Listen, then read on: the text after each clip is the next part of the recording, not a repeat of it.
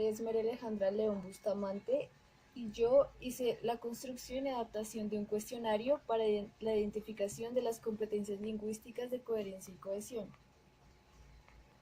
En pantalla es la estructura de la prueba, porque la pregunta que tenemos que hacernos para sustentar el trabajo es qué se realizó. Entonces, pues ya les dije que hice un cuestionario para la identificación de las competencias lingüísticas de coherencia y cohesión.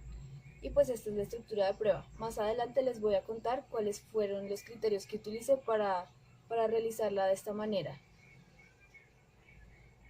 Para continuar desarrollando la pregunta de qué se realizó, les voy a contar que yo definí el objeto de medida pues como las capacidades lingüísticas de coherencia y cohesión. Más adelante propuse definir la población objetivo de la siguiente manera: estudiantes universitarios, y se aplicó a una muestra de 120 estudiantes de la Universidad del Rosario. Esto era lo que yo había propuesto, sin embargo, por cuestiones de tiempo terminó siendo de la siguiente forma.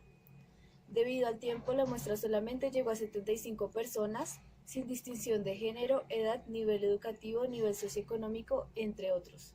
Esto ocurrió porque finalmente yo contacté personas conocidas para que me ayudaran con la entrevista y muchas de esas personas también se encontraban en finales y en parciales, entonces me pidieron que recortara un poco la parte inicial para que solo fuera a responder la prueba. Por esta razón no recopilé esta información.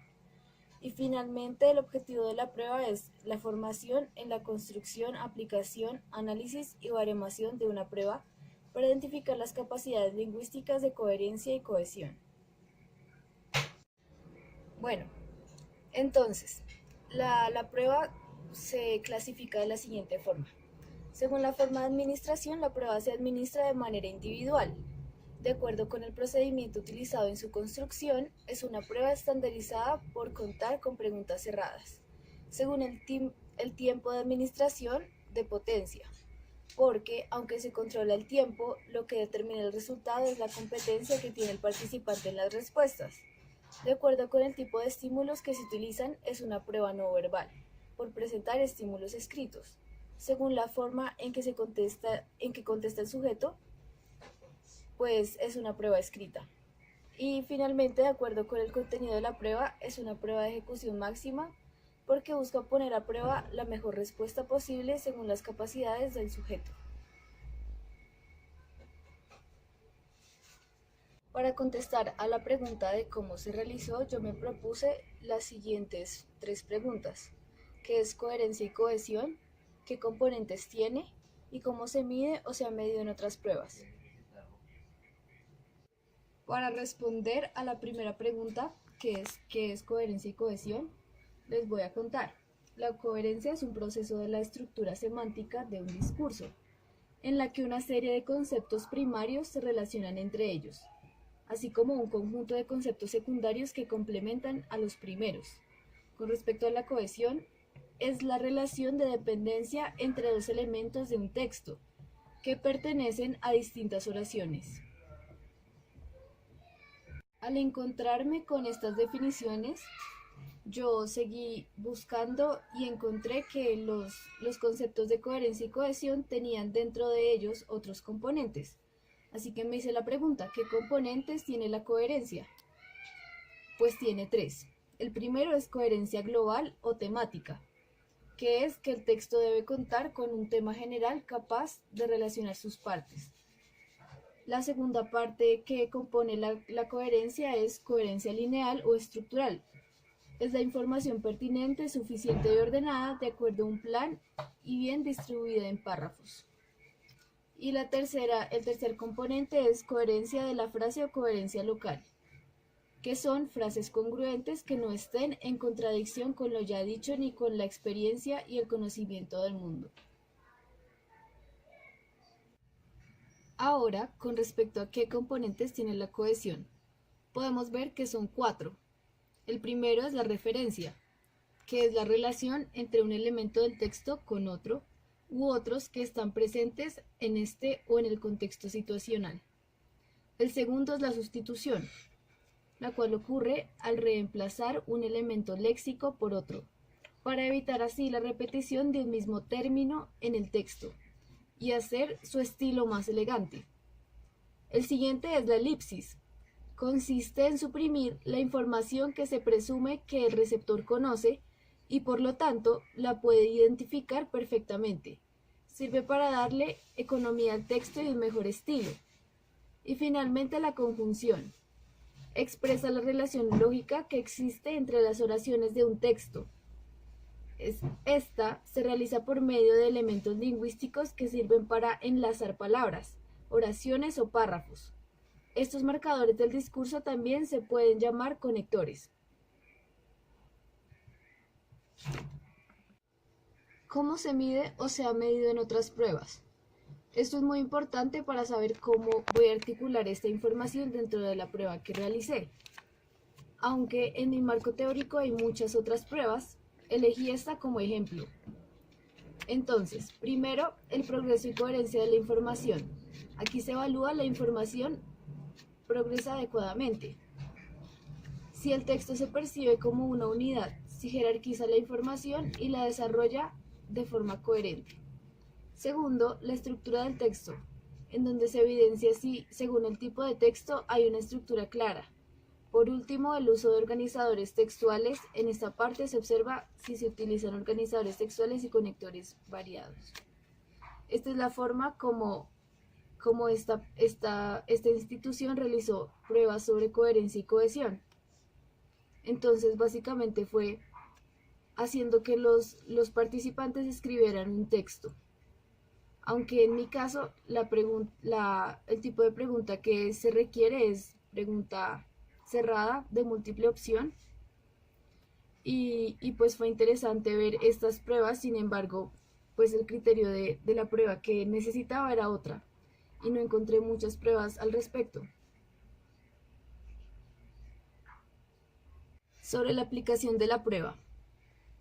Pues es importante mencionar que aunque al inicio de esta presentación yo dije cuáles eran los criterios que tenía, la muestra final fue de 75 personas, que es mucho menor a la cual yo aspiraba a tener.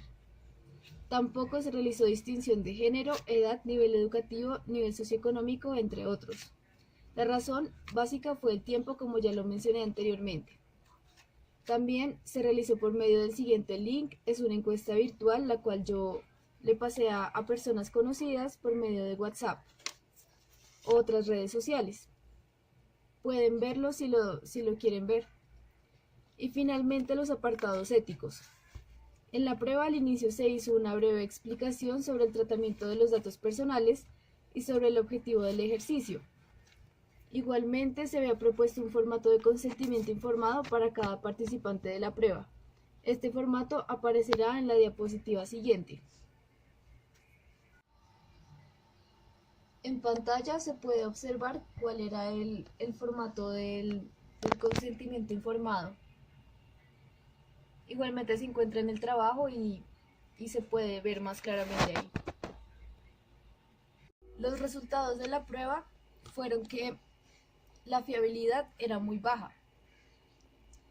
También, pues, sobre todos los análisis que se hicieron de cada ítem en particular, se llegó a la conclusión de que primero, con respecto al índice de dificultad, se descartaron los ítems 2, 4, 7, 8, 9, 14, 16 y 18.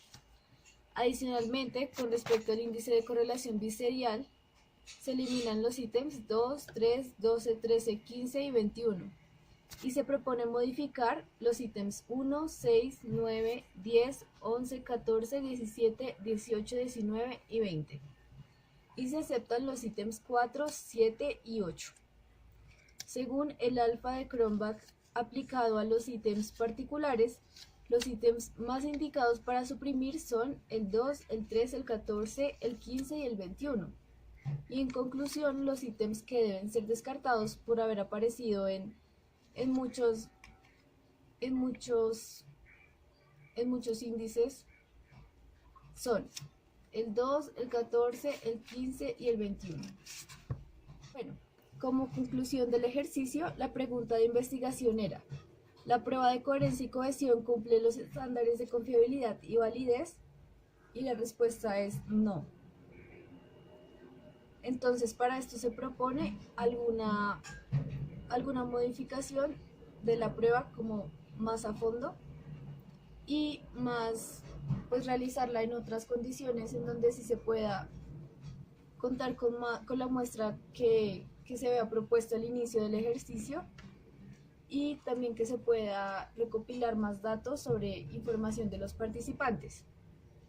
Como conclusión del ejercicio, yo considero que fue muy, fue muy útil para comprender cuáles eran los criterios de psicometría que nos sirven para evaluar las pruebas y para construir nuevas pruebas que puedan ser necesitadas en, digamos, por ejemplo, lugares en donde no se tenga la prueba como que se realizó en otro lugar, sino que se pueda, digamos, generar una adaptación para medir lo que se busca en la investigación y también pues con las pruebas que no tienen aún, digo, con las investigaciones que no tienen aún propuesta una prueba para poder aumentar el conocimiento en esos aspectos y pues por medio de la generación de nuevas pruebas.